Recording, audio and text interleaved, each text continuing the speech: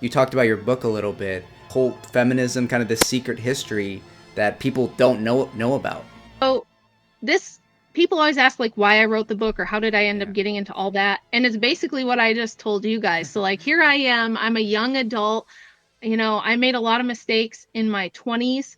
That really I could I had definitely responsibility. I'm not saying I didn't make mistakes or do things I knew I probably shouldn't. I did. Uh, I moved in with my boyfriend right after high school. Mm-hmm. But the culture, my family, and even the church I was in at the time all told me that's fine. At least you're monogamous, at least you're gonna get married, right? That was the plan. We're gonna get married. So really it's no big deal. And I thought, well, I'm not doing what my other friends are doing, which is going to college and going to frat parties. And I had friends that, would go from one guy to the next, Yeah. week after week after week. And they're partying and they're drinking. And so I thought, well, I'm being pretty conservative. I'm Yeah. not so bad. Yeah. Um, until of course that relationship didn't work out and the guy that I was with left. There was no like cheating or nastiness or toxicity. He went through some really intense personal things, and we had a baby that was really young, and I was pregnant again. And that just, any issues he had, it just magnified them times 1,000, and he left. Not a bad guy. I don't have anything bad to say about him, but it was devastating to me. Yeah. Horribly devastating. I was just beside myself, didn't know what I was going to do. So like those things happened to me because I believed this kind of libertarian, Mm-hmm. Protestant, wishy-washy Christianity of like, yeah, the Bible says, to wait until marriage, but that's negotiable. It was different times, like a lot of Yeah. bargaining. I did a Mm-hmm. lot of bargaining with myself Yeah. as a young person. So as my life unraveled, right, in my early 20s, and I'm like, how am I ending up here? I'm not doing the party girl thing. I'm not being promiscuous. What is going on? I got married again, and similar thing happened with that guy. Now, he I got married to, and we had a child, and he still left. So it was like I had to look at this and go, okay, what's going on here? The only common denominator between these two men was me. They're total opposites of each other. Mm-hmm. I did different, took one approach with the first guy, a different approach with the second guy, and ended up in the same position. Why?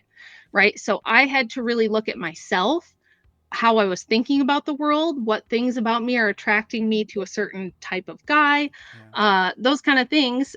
And you have to look at your worldview. You have to look at, okay, what are my moral standards? Mm-hmm. And how did I end up here? Yeah. So that was kind of the beginning of me looking around and going, I don't think we're doing things in a very efficient manner. Like I had to bring my first daughter to daycare when she was like 3.5 weeks old so that I could go back to work. And I hated it. Yeah. I hated it. I cried. She cried. It was really upsetting.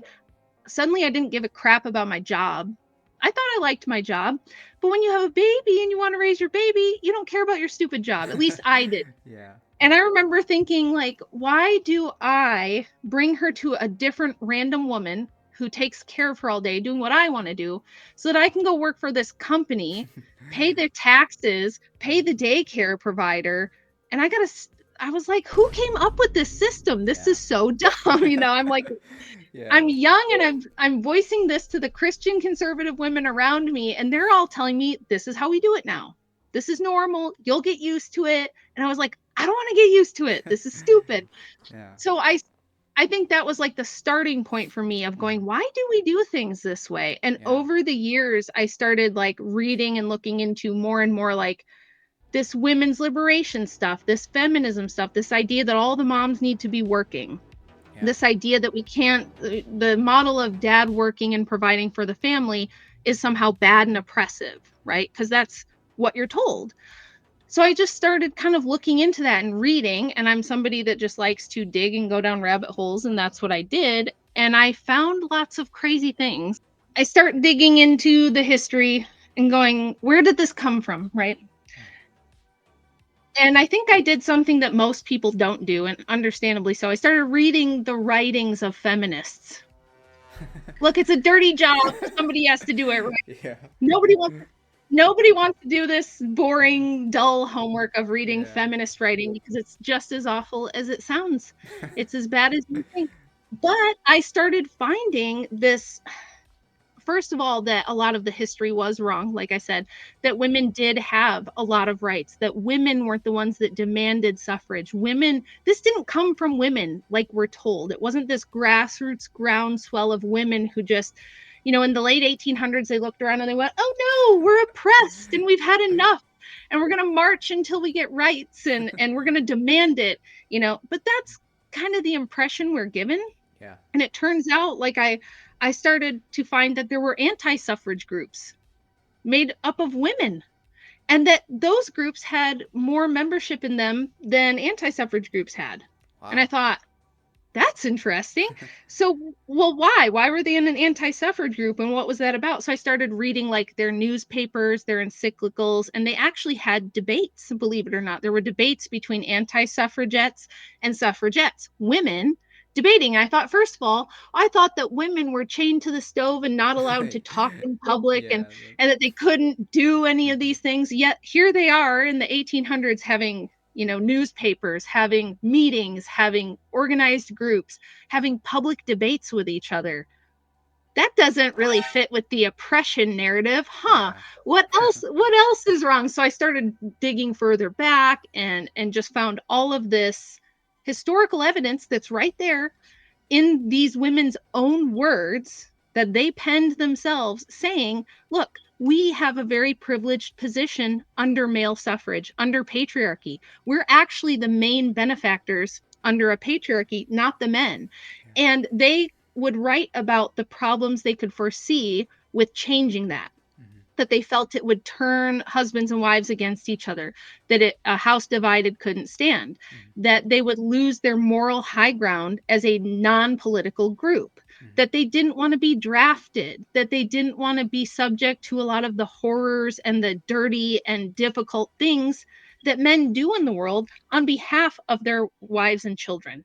And I found that I just thought that their reasoning was very solid, very rational. It wasn't emotional. Mhm. And that the other side was actually very irrational and revolutionary minded. It was like this revolutionary spirit in Mhm. the feminist side. So I dig further into the feminist side and find that they openly thought of Lucifer as their liberator. Oh my. And they wrote about this. And these are women like Elizabeth Cady Stanton and Matilda Joslyn Gage, like some of the greats of the suffrage movement. And I Wow. found a book that's actually a PhD thesis by a professor in Stockholm named Per Faxneld, and you can buy his book on Amazon. He turned the thesis into a book. It's very big, it's very dense, and he's actually an occultist himself. So he writes about this Uh, from the view that it's cool and it was a good thing. However, he and I come to a lot of the same conclusions actually mhm. about it. And yes, these women thought, they identified as Christians, okay, because they were like these radical reformer Protestants, but they Mhm. would say, actually, no, we think that the old Christianity, the Roman Catholics and the Orthodox, they got everything wrong. They're patriarchists, right? Mhm. So they didn't really give us the word of God. They gave us nonsense. And it's crazy because they're Wow. Mhm. very Gnostic, very Luciferian, and they saw Lucifer as the liberator of women. They rewrote the Bible from a feminist perspective. We're talking 1895, you guys. Yeah. 1895, there's 38 women that get together and rewrite the Bible from a feminist perspective, take out all of the patriarchy stuff they don't like, take the blame of Eve in the garden completely away and place it all on Adam and the serpent. Just basically rewrote the Bible. Now, Wow. in 1895, this was so popular. It had several reprintings and was a bestseller, and you can still buy it right now on Amazon to this day, The Woman's Bible. And it was profoundly influential. Like a lot of you guys who, if you are still in a Protestant church, you probably have no idea how much this book influenced the Protestant churches in America from 1895 on. Wow. Incredibly important, and almost no one's ever heard of it. So it was just things like this that as I'm reading it, I'm going, wow, I got to put this out there. Like people deserve to know this. I wish Mhm. I had known this, Yeah. especially for Christian women, I think it's really important to know where these ideas come from, who propagated them. So the book goes into funding and like which groups pushed the ideology, how they got Americans and people in the West to accept it, and that sort of thing. And it goes all the way back to ancient times and like pagan occult worship, witchcraft, and how feminism is like deeply, deeply rooted in that stuff too. There's some people who get a little mad. I have a couple of negative reviews from Protestants who feel I was very unfair, or even some Catholics who feel I was very unfair. But I invite people to check the source material, to, you know, critique the book if you think that I'm wrong. And so far, I've actually had like lots of academics contact me and be like, wow, this is really crazy. Wow. You know, they approached the book hoping to debunk it and found that actually I was correct. So Wow. it's done really well. It's gotten way more popular than I ever thought. I thought maybe my dad would read it. And that's about it. It's done really well, and I hope that it is changing the narrative and the thinking and breaking, because right now standpoint theory and women's studies departments have they're total gatekeepers of the history. You will never hear anything about feminist history except what is filtered through a university women's studies department and the people who come out of those departments, who basically have a stranglehold on the propaganda arm of feminism and telling you what they want you to know about it, and not like the full history. Yeah. When you bring this to people, do most people, it's kind of like a hard pill to swallow at first, like some of these feminists, like, oh wow, this is really bad, but then there's probably some of them that are say, oh, this is a good thing, like the cult's great and everything. I have a small following of witches who love my book because they think that I'm giving them the proper credit they deserve for women's liberation. So yeah, there's a few of those. There's a few of them who think that, and there are a few people who get angry, but overall, it's been really well received. Overall, most people who read it are just like kind of mad that they just didn't know this stuff. They're like, why don't we ever hear any of this? Like, I checked on your stuff and it's correct. How could it be that we've gotten an opposite story of how this went down and where this came from? And, you know, like the last chapter of the book kind of goes over the results of this movement, where it has gotten us. Like, if you want to look at statistics and data about, you know, women, children, families, fatherless homes, how women are doing right now and things like that, it's hard to argue and say, oh, feminism was just broadly good, right? The fruits of it are not good either. So mostly people read it and they're like, wow, thank you for writing this, because this all makes sense now. Now I can kind of understand how we got here and why things should probably change, why where we are now is not sustainable and something should probably change. So yeah, definitely. What would your advice be for, you know, a young woman, besides obviously start with reading the book to shape your worldview, to understand why are things the way that they are? You have to go back in history, just like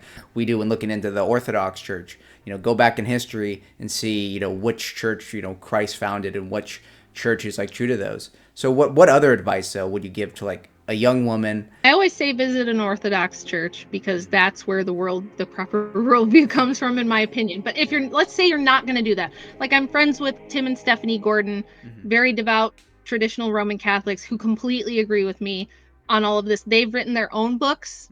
We separately wrote books and came to these same conclusions and found a lot of the same things. So they're not Orthodox, but they see all the same things that I see, and they know that modernist feminist worldview is a disaster for people. So even if you're not going to be Orthodox, yes, read the book, but also, you know, just think about this lie that as a woman, what makes you successful is to be like Taylor Swift or Beyonce or Kamala Harris or one of these, you know, business-minded career women who are competing with men, and why that might not work for us. So like, women today in America, 26% of all adult women are on at least one prescription psychiatric drug. Wow. Alcoholism in women has risen since the 1970s when we started pushing women into university, pushing them into the workforce, telling them they're just like men. You need to hold yourself to this male standard and be like the men in your group. And you're a strong, independent woman. You can do anything a man can do, and you can Yeah. probably do it better. Mhm. But also, you can be a mom and a wife, and you're trying to cram all these things, be everything to everyone, do everything all at once. And so, alcoholism, prescription drug dependence, disordered drug use, uh, rates of anxiety, mental illness in women have all gone up. There's been Yeah. two like really broad ranging studies done on women's happiness since the 70s. Both of those found that it doesn't really matter what your socioeconomic status is, your education status, your marital status, like really across the board, women are very unhappy and they're struggling. They feel overwhelmed, stressed out, anxious, and kind of like they can't win no matter how much they can achieve. Mhm. So, why would that be the case? If women's liberation is so great, why Yeah. aren't women just like over the moon happy and super satisfied and content? When if you go back and look at surveys they did prior to that, like my grandma's generation, it wasn't that way. I Mhm. actually did an interview with my grandma on my channel where I asked her how because she's 98 years old, you Yeah. guys.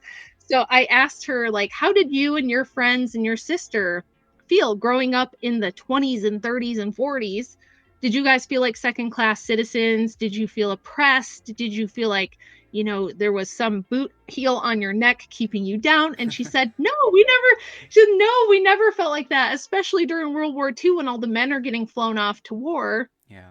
We didn't feel oppressed. We felt very privileged. And they felt, cherished and taken care of, and like they mattered. And like having, if you had children and you were a good mom, that was like really venerated and respected. And so they didn't feel like it was so hard to win. They felt like you just be what a woman is, you be yourself as a woman, you do what women naturally do. And if you're a virtuous woman, Mhm. you're going to be well respected and appreciated by the people around you, and you're going to be fine. So I would say for modern women, it's like just look at the people that are idolized. Look at Taylor Swift. Mhm. Look at Beyonce. All of the women in pop culture, they are hypersexualized. Their power comes from their sexuality. This is why even Jennifer Lopez and Cher, these women are in their 60s, 70s, and they're still trying to be sexy. They're Yeah. trying to be young and hot forever. Um, and just think about, if you think that's sustainable and going to work for the average woman who doesn't have access to millions of dollars of medical interventions and plastic surgery and all the stuff that those women do to keep that up, it's just wildly untenable, and it's really made most women very miserable and very unhappy. And worse than that, I would say, look at how children are growing up. Look at how kids are growing up now. They're in daycare or public school all day. Most of them, like 40% or more of children, are born out of wedlock.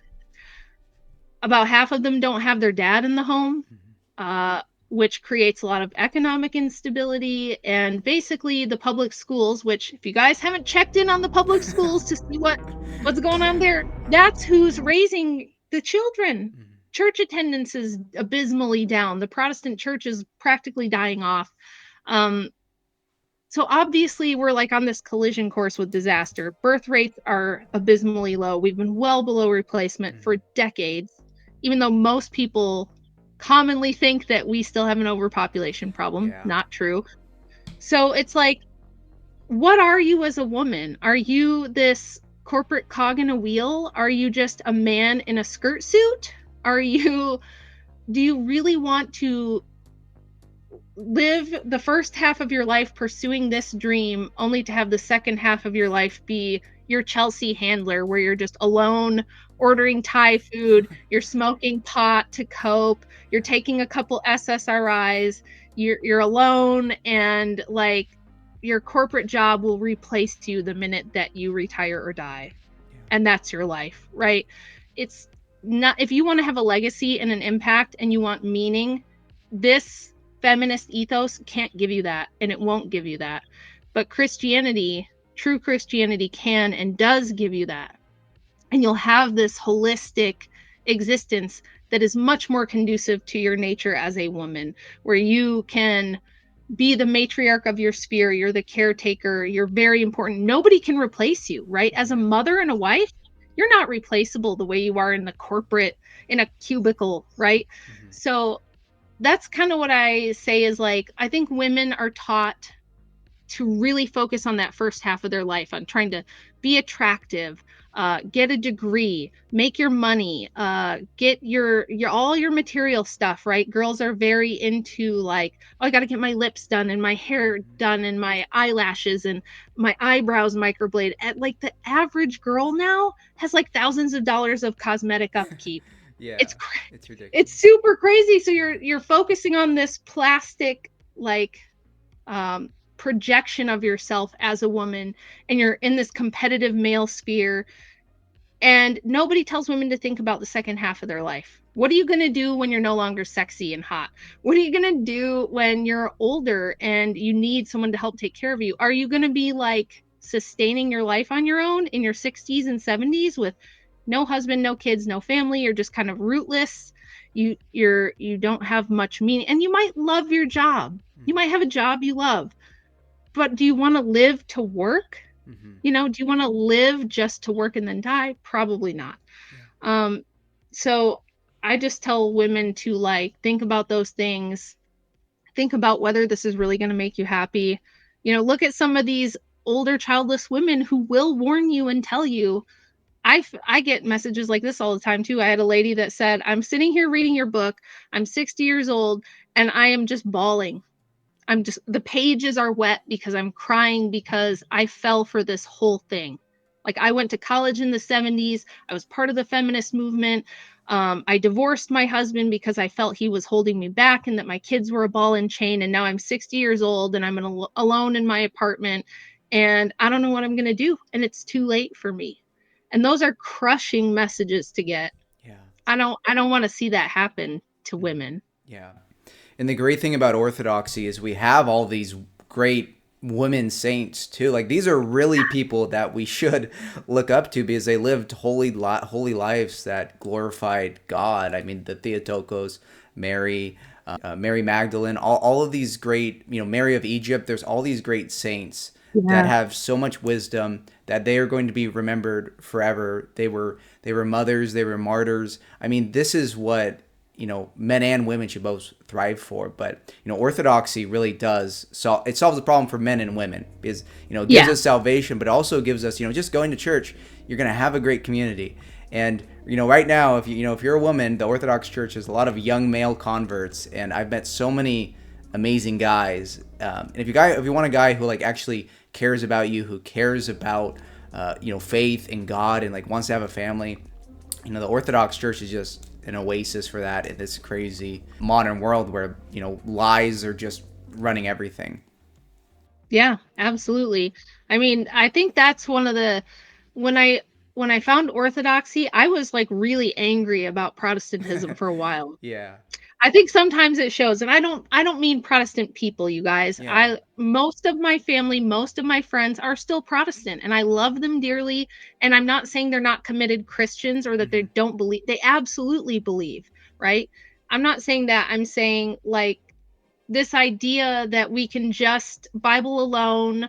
I don't really need a church. I can go if I want the community, if I want the fellowship. But really, all I need is me and my Bible, and I'll just study it, right? Yeah. It robbed me of so much. So, like, my mother kind of abandoned our family and abandoned me and my kids, and just made it clear that she had no interest in mothering or grandmothering. And she's really not been in my life for many years now. And I always feel like if I had known about the Theotokos, if I had had the Hmm. saints, Yeah. that would have been life changing for me. It would have been so beneficial for me to have, as a woman, these amazing martyrs and saints and the Queen of Heaven to look to for Yeah. this female role. It would Uh-huh. have been so good for me. And Hmm. I think people are deprived of a lot when Hmm. they don't have orthodoxy, because it truly is the fullness of the faith. It gives you Exactly. everything you need. It Yeah. has the spiritual and physical healing that you need. Hmm.